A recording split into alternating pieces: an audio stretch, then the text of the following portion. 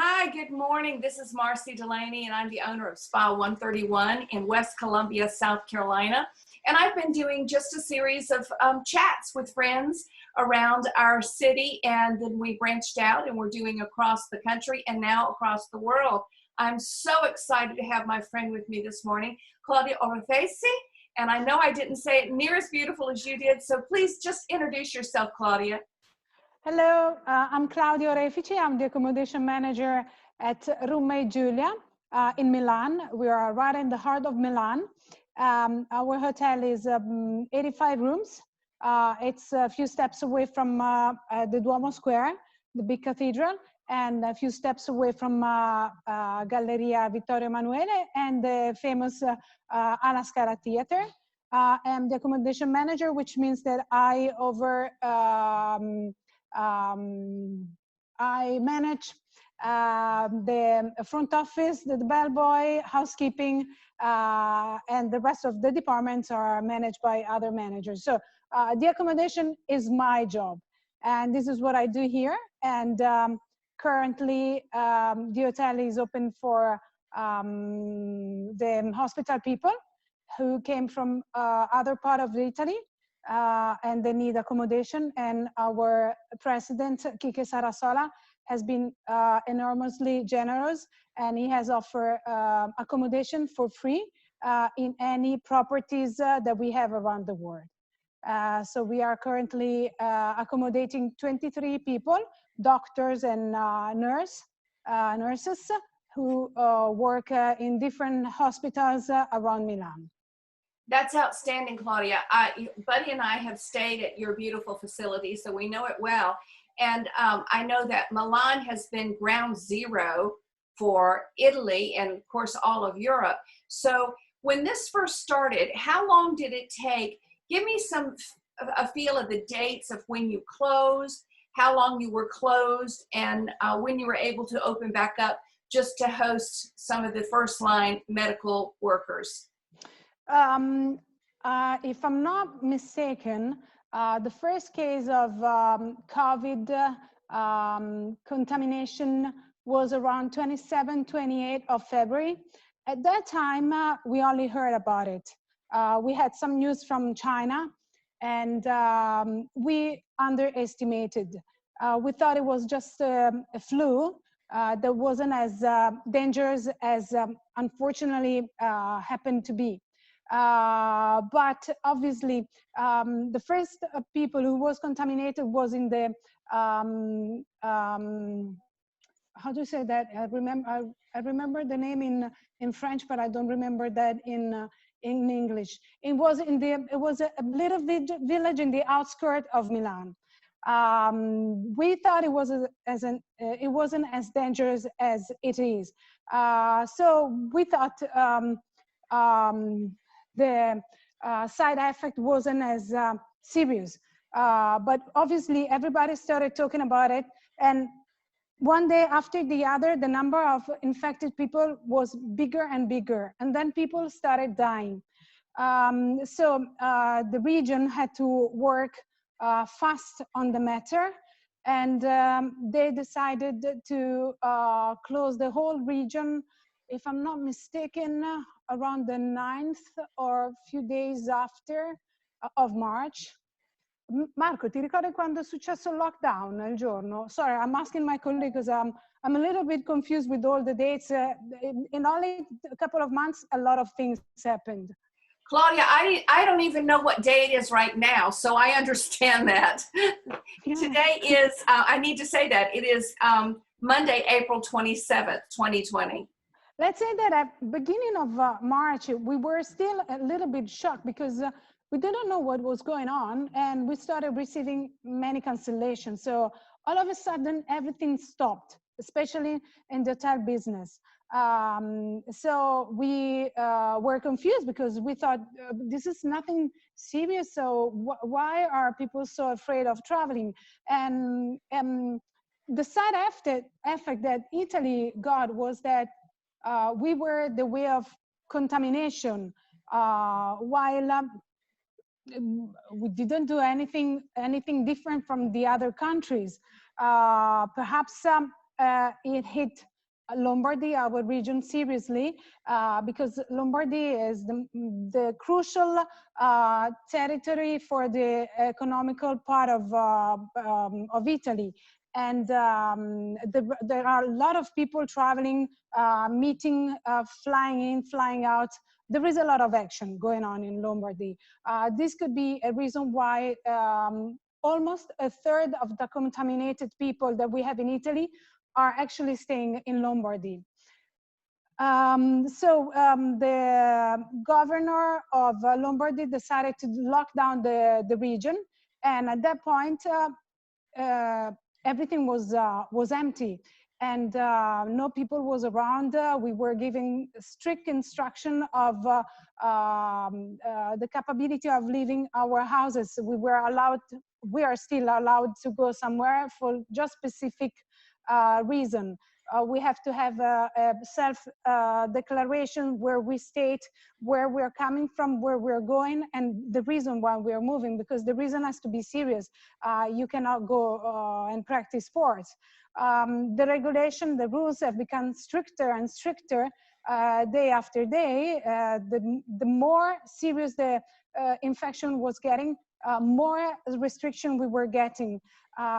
So we ended up with not only the region, but the whole country being locked down, where nobody could leave a house unless you had a job that was related to the food industry, a hospital, or other few sectors of the economy, which are essential to the life of the country. And but it was really surreal. It is still surreal to take your car and go food shopping because there's nobody around. I always have this idea that, sorry if I say that, but it seems to me that I'm driving along a road in the North Korea where there is actually no car, nobody owns a car, there is no traffic. So isn't that crazy? You know, the thought has just occurred to me, what you said, since you guys really were the first, and to start, we're watching worldwide of what's happening there. I can imagine that you did feel like you're in a dream. What is happening here? Because we saw it. So when it hit here, we already had a baseline to see what was going on in your country. But with you, and it was just starting, that had to just feel like it wasn't real. It was surreal, and I had friends from other part of Italy and from the States as well calling me or texting me and asking me what was going on. And the more we know about the contamination and the more knowledge we became, I started telling them, don't make the same mistake that we did, just underestimating the seriousness of the infection of the virus. So please stay at home, protect yourself, protect the elderly people who are the higher ratio of death is among old people. And so I was giving all the instruction that we were given, how to conduct your life, because it is serious. And the other countries, and I said, it always happens. As long as it doesn't hurt you or it doesn't touch you, you don't understand how serious something can be. Unfortunately, the human being does not learn from the history. And some of us still don't learn from the experience. So I was telling all my friends in Spain, because Roommate is a Spanish company, please follow the instruction. And Spain has also been hit seriously by the contamination. Is now the first country in Europe for the number of infected people. So we share the experience, and we were in a way astonished to see the reaction of the South European countries and the North European country. The North European countries have a different approach to the sickness. The South European countries they try to defend themselves, and they apply the protocol that Italy has applied to the entire population. So by giving the example, there has been countries such as Greece and Portugal that have been able to contain the number of infected people.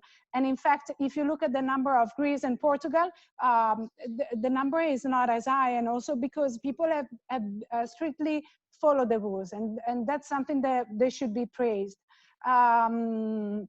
When they locked down Spain, they just had a big celebration. I think it was the celebration of the woman on the 8th of March. In Europe, we celebrate on the 8th of March the woman. And so everybody was around, and this was a way of infection, a serious way of infection. But they also applied the protocol, and they've been very supportive.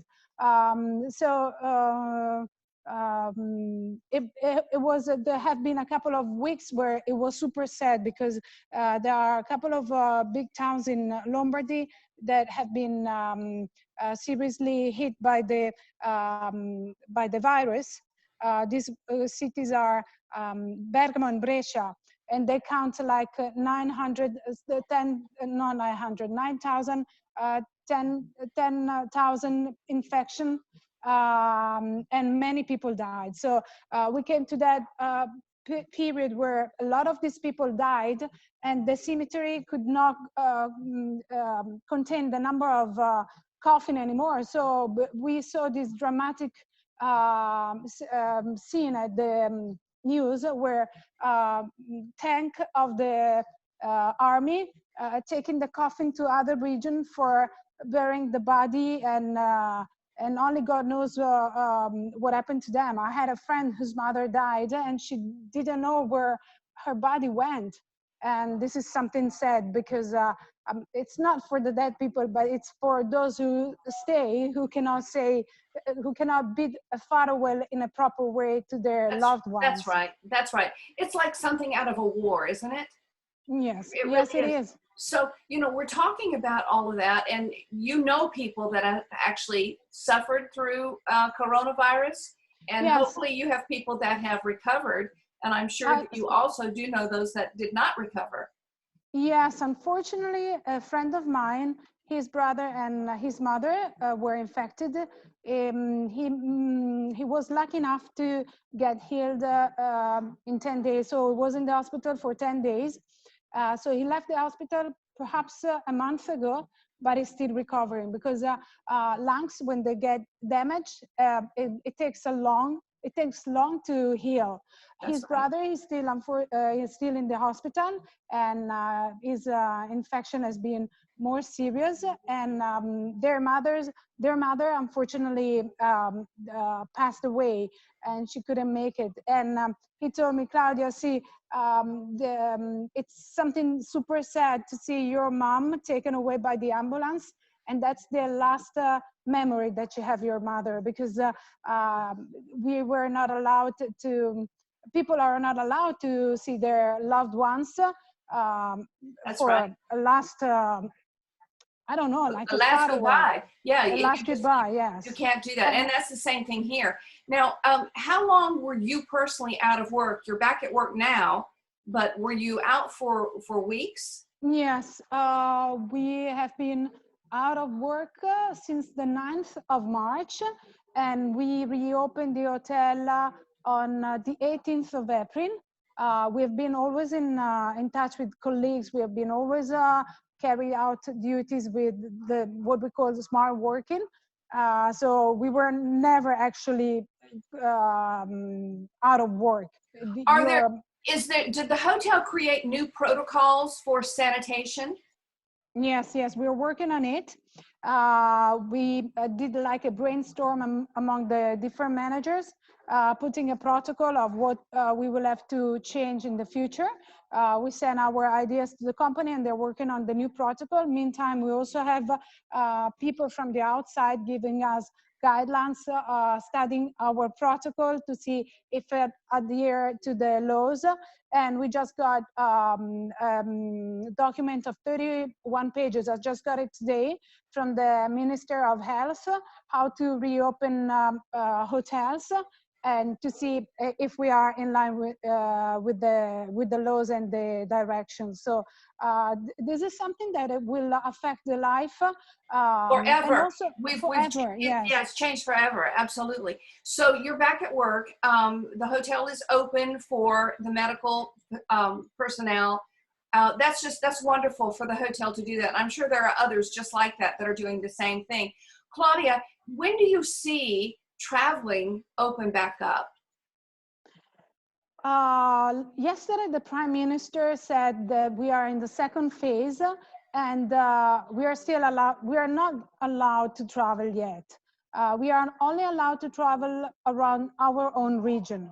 It means that I can only stay in Lombardy. I cannot go, for instance, to Venice. I cannot go to Florence. I cannot go to Rome. Then when the contamination will lower and people recover faster, I think there would be a second phase, which I don't know yet when it will be introduced. It all depends how fast the virus goes and how slow it becomes. And then probably we'll be allowed to travel around the whole country. At the moment, we are not. We can only move to see relatives, to practice some sport, but not big groups. And we've been giving a little bit more freedom, but not as much. And the worst is that I'll be able to go to the hairdresser and to the estheticians only on the 1st of June. I know, since I own a day spa and I am an esthetician, I hope that people are going to be anxious to come back to me whenever we are told that we can open back up. This has been a nightmare, hasn't it? But you look so beautiful. You look so beautiful. So I just saw where Andrea Bocelli did the beautiful concert in front of the Duomo. Were you able to see any of that? I watched it on the computer because he has his own YouTube channel. Right. And what touched me was the introduction speech that he did. He said Milan was the first city of Italy that has been hit by the virus, and it has been seriously hit by the virus. So we believe that Milan will be the point where all life will come back like a new renaissance of Italy. And it was a beautiful speech, and it was a beautiful concert. Very, very impressive. I was really emotionally involved. And well, I was too. It hurt. It just tore at my heart. It was so stunning, just beautiful. Since I had stood there, of course, you live there. He spoke for the world, I think, not only on from the residents of Milan, but for the world. It was just so beautiful. Claudia, you were such a doll. Thank you for spending a few minutes with me today. Do you have any words that you would like to share to anybody that may be watching this? As I wrote to your husband, what we have to do now, and what you and your husband did, is to think about the worldwide. We are no longer a country. This virus is giving us a message that we have to act as one population. There is a virus has no boundaries. It doesn't matter if I'm in Italy or in the States, it goes anywhere. So we as people have to think about, we have to be generous, and we have to share because we have to think globally, especially in this kind of situation where being close to each other, passing on information and share is the most important thing. So I hope that when we all come back to life, we will be more generous and open-minded. That's lovely. Well, the whole world is on Milan. Everybody's watching to see what's happening there so that we can kind of gauge what we need to do from here. And darling, I wish you nothing but safety, happiness, health, and hope to see you sooner rather than later. Yes. So we do. Grazie, Marcy. All right, darling. Ciao. Ciao, buona giornata.